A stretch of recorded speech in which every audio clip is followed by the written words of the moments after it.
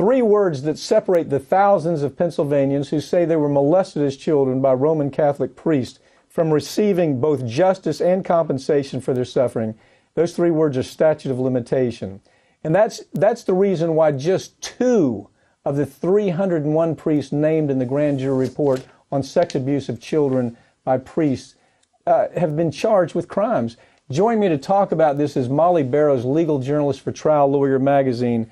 Molly, kids and Catholics. I mean, same story. We've done this story, but every week we're finding some new edge to it. What is your take on this issue?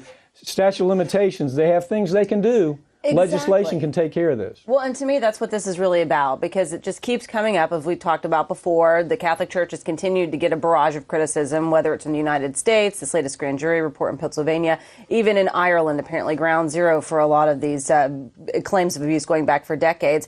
But basically what's going on in Pennsylvania is they've got recommendations from the grand jury that spent 2 years looking into this, saying, hey, if we really want to do right by these victims, find justice for them, then we need to make some real changes to our law.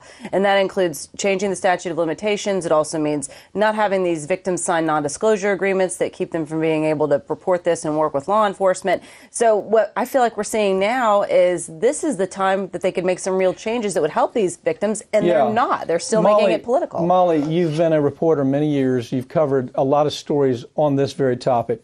One thing that this seems so apparent, we're seeing it with the Pope. Don't say anything. That's right. Don't comment on it, because what we've seen historically is these kinds of things take place, and then the Catholic Church says as little as possible. And sure enough, the media that is so, it's not a shiny thing. The media doesn't have the attention span of a fly.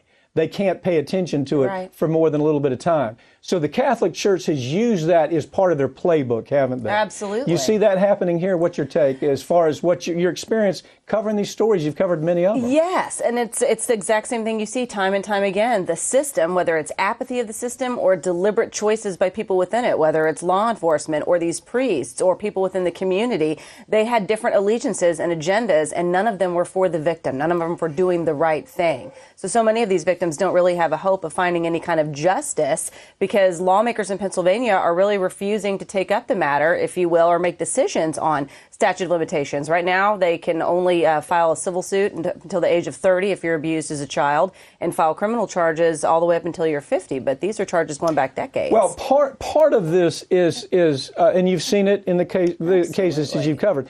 Part of it is cultural. You have the Catholic Church so strong up there, they affect local politics. Exactly. They affect the police department. They affect the media. They affect the whole mindset, because they do things like they'll have Catholic schools, and the PR machine that they're bringing out right now is extraordinary. Money, yes. It's extraordinary. They have more money than 10 third world countries. And their whole goal here is to hang on to that money. Absolutely. And they figured out the cheapest way to do it is to avoid, like you got State Rep, Mark Rossi. Mark Rossi is saying, we need to do something to change the law. Absolutely. Look at the criticism that Rossi is already under for saying that.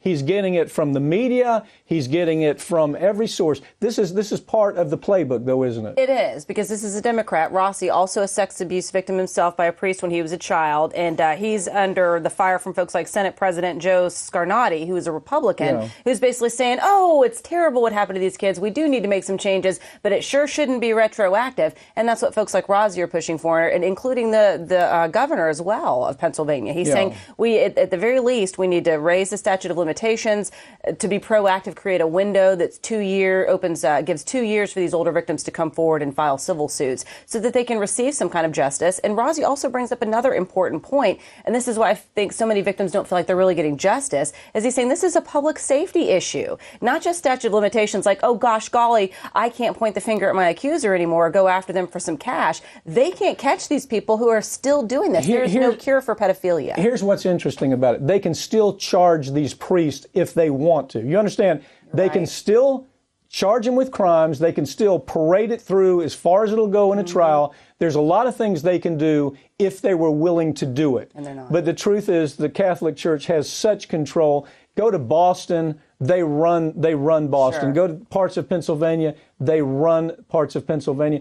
anytime you have that Catholic stronghold where they're in control of politics, they're in control of culture, they're in control of the media, this playbook that we're talking about is so classic. There's not one thing, there's nothing at this point that prevents them from going ahead and making some charges. Even if there's problems with the charges down the road, the story can be told and something can be done about this. They could also improve their image with people around the world and bring justice to these victims of pedophiles and put a stop to them and put them in prison. Yeah, I mean, if you think about it, you talked about Ireland. Even in Ireland, my God, how do you get any more Catholic than that? Finally, the people are taken to the streets saying, enough, Mr. Pope, you need to be heard on this. Right. You need to say something. No more You can't words. just start talking about garbage in the ocean. Can you imagine? Now, that's a problem. Don't get me wrong. But it's offensive when your problem is abuse. He's talking about garbage in the ocean rather than talking about the bottom feeder freaks. Exactly. The bottom feeder freaks that seem to overwhelm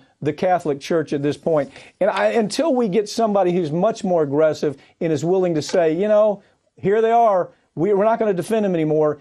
Justice system, do what you need to do with these folks because we're done with it. We're tired of protecting. And people should be done with it. Yeah. But you're right, Pat. We'll follow it, see if they actually make any real decisions. Molly, thank you for joining me. Thanks, okay. Pat.